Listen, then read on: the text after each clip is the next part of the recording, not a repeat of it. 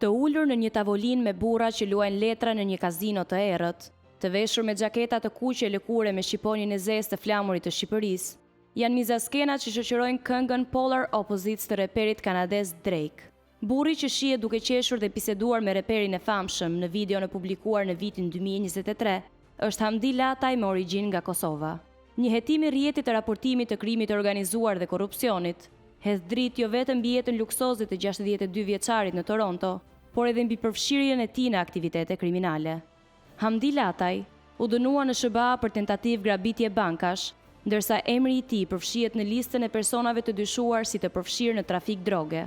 Investigimi i OCCRP, që i referohet dokumenteve të organeve ligjzbatuese kanadeze, tregon se ka prova të arsyeshme për të besuar se Lataj mund të kishte lidhje me El Chapo në trafikun e kokainës. Por, asnjëri prej tyre nuk rezulton i akuzuar për këtë çështje. Në një tjetër operacion, ai përmendet në një listë të personave kryesor që u survejuan nga policia, i cili synonte kapjen e një rrjeti të dyshuar për përfshirje në aktivitetin e lojrave të palishme të fatit dhe pastrimit të parave. Operacioni përfshinte gjithashtu antar të Hells Angels dhe figura të lidhura me organizatën kriminale italiane Ndrangheta. Nuk dihet nëse Drake ishte i vetëdijshëm për historikun kriminal të Lataj para shfaqjes së tij në video.